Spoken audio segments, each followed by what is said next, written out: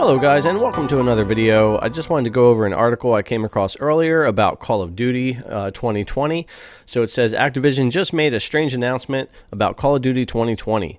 What is strange is that Activision didn't reveal who will be developing the new game. Call of Duty games have been developed on a rotation by Treyarch, Sledgehammer Games, and Infinity Ward, taking turns each year. So yeah, they did switch to that 3-year development cycle a couple of duties ago.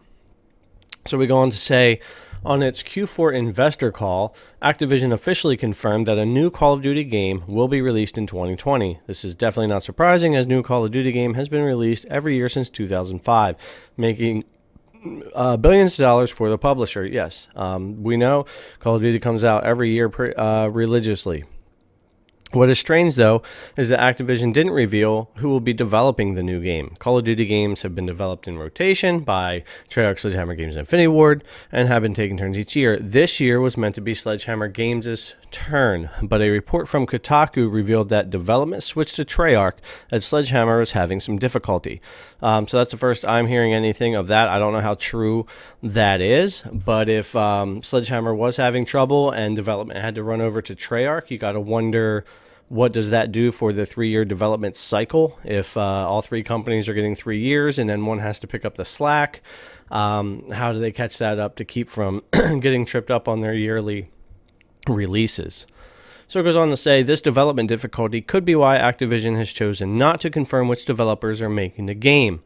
On the same investor call, the publisher also said that it expects Call of Duty 2020 to be less successful at launch than Call of Duty Modern Warfare, which that's not a surprise. With or without development problems, the next Call of Duty was going to have trouble competing against the last one anyway. Modern Warfare had that nostalgia. It had the boost already from the original Modern Warfare and Modern Warfare 2, which are arguably two of the best Call of Duty games ever made. So, of course, it had a good launch. It did have a successful launch, and it is a pretty good Call of Duty game. So no matter what, the next Call of Duty was going to have a little bit of trouble anyway.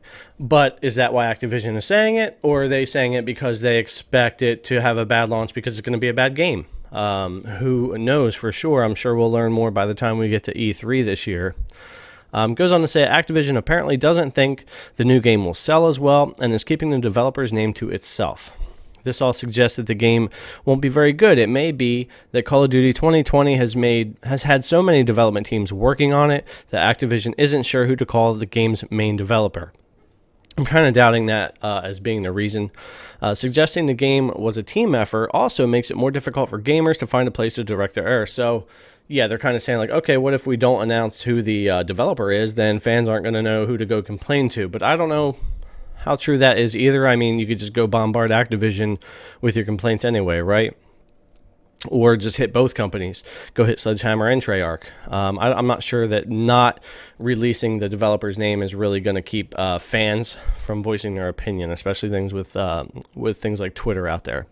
There have been bad Call of Duty games before. Call of Duty Infinite Warfare, which starred Game of Thrones Kit Harington, was criticized for its space gameplay. Now, surprisingly, Infinite Warfare was a trash game, but unfortunately, the space gameplay is the only part I did enjoy. The multiplayer was complete trash and unplayable. Call of Duty Ghost, which was the first Call of Duty game released on PlayStation 4 and Xbox One, was also poor, said critics. Call of Duty Ghost wasn't that great, but I actually kind of liked it. I think it's because it was the first Call of Duty on the next-gen consoles, and it was something to play. Call of Duty 2020 may not be the only bad Call of Duty game, but the way Activision is acting makes it seem like it could be one of the worst. So who knows?